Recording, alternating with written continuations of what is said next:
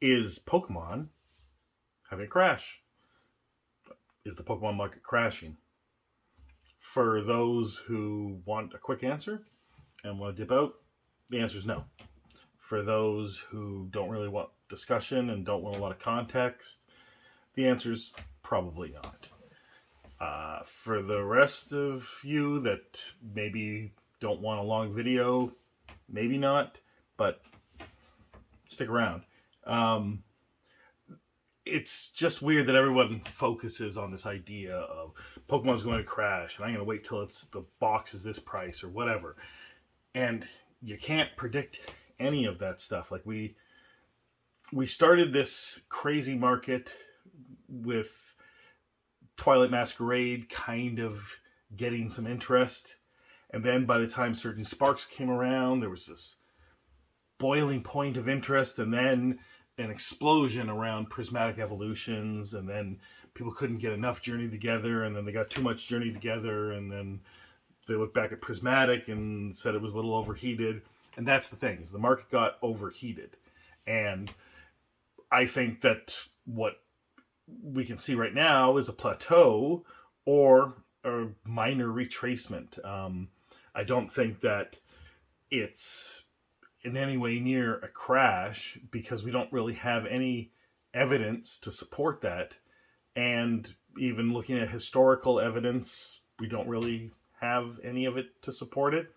We don't really know where the market's at until you're maybe 6 months, a year, 2 years out, and then you can look back and say, oh yeah, this is what was going on.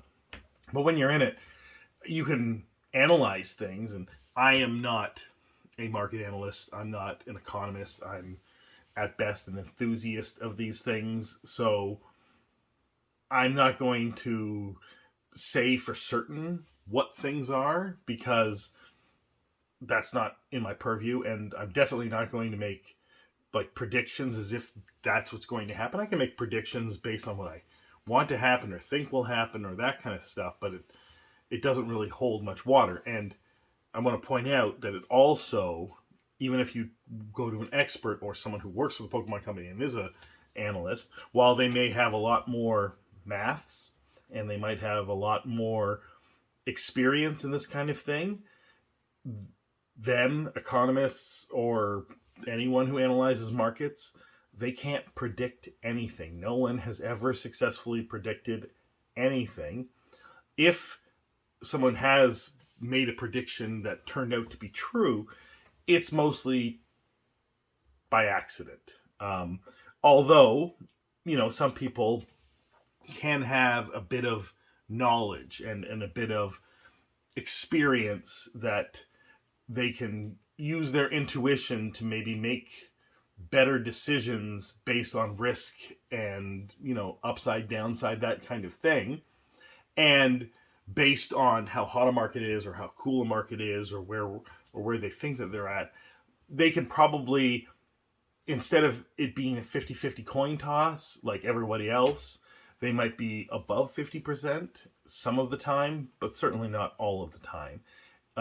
So this is the thing, is it may work for them also. And if you're basing your purchasing decisions based on what someone is predicting, the more sure they are of something, the more you should be concerned. The more certain that they know what's going on and they're able to predict things, the more you should be concerned. So when a YouTuber especially, and especially a small YouTuber like me, makes a prediction and they aren't making the prediction based on, just a fun way of thinking about the future, or if they are making the prediction based on, the taking what everyone else is saying what they think will happen. But if they're certain of it and they're saying this is going to definitely happen, just don't follow that advice. In fact, maybe do the opposite, because that's probably more likely. Especially if it's a lot of small YouTubers who have no history of any of this kind of stuff, and they're all saying the same thing, probably the opposite is going to happen. I think that what's happening right now is just a cooling off period, as as I said, that things went a little bit too far into the exuberance, and maybe it'll cool off even further. Maybe it will end up in a crash, but maybe it won't. Maybe we will be, on a flat line for a bit and then it'll go up, or maybe it'll just keep at the plateau and then crash months later. There's any number of things that could happen in the next week, 2 weeks, months, whatever. Um, it's just interesting that people are expecting this, and when you expect stuff in the market, those things don't tend to happen, because usually it's the unexpected that happens, the things that no one sees coming that happen, and there might be something coming that no one sees coming. What I'm basing my thoughts on, and I every time I talk about this kind of stuff, I bring this up, is the resellers, or what people call scalpers, when they start to run for the hills, meaning that either one set or two sets in, or maybe even three sets in, they lose a little, or they lose their shirts, or they basically have to dump everything that they have because they think that they're going to lose everything. Um, that's when things will start to move towards the crash, and they'll start to dump things on the market. And then, because they're not that invested in Pokemon in general, I mean, some of them may very well like it, but what they're really invested in is making money. And when they can't do that, they'll get scared, and then they'll basically, flee, and they'll go to something else, or they'll just stop doing this kind of stuff entirely. And then you'll have the next level of people, who are the people who jumped on board, bandwagoners, whatever.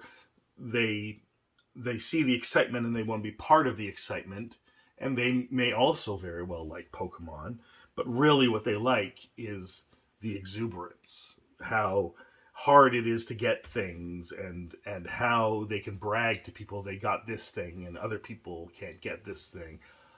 They'll go because the value will go down and it'll be easier to get, and they'll be out, and they might go to some other collectible or something else that is exclusive, and that they can put on their shelves as a display piece. And then you'll be left with, finally, after those groups have left, is the people who have always kind of collected Pokemon, or are new and will continue to collect Pokemon, or players of Pokemon. And now we will have lost maybe some of the people from 3 years ago who were like that, because maybe some of them got upset that they couldn't get the stuff that they wanted, and they were exasperated by the market, and they feel angry or bitter about it, or they just feel I don't know, a little bit of ennui about it, and they don't want to they don't want to feel bad about Pokemon, so they kind of left. And if that group exceeds the people that have come in, that are like them, that are replacing them, then the floor on where the boxes go is lower, right? And the people that are core to the hobby, the people that are the evergreens of the hobby, are the people that keep that floor because they still want the product. But it's just weird, because we're at above MSRP 1.5 times, 2 times, maybe, I don't know. But MSRP is way above where boxes are when the market isn't hot. They're usually around 90 to 100 US dollars. And right now they're 150 to 200 US dollars, if not getting close to 300 US dollars, depending on which set. So the fact that they're so far above MSRP means that the market is still hot, just cooler than it was. And it's not cooling down as quickly as you would expect if there was a crash. So I'm not willing to say that there's a crash, or that there's even a crash coming in the near term.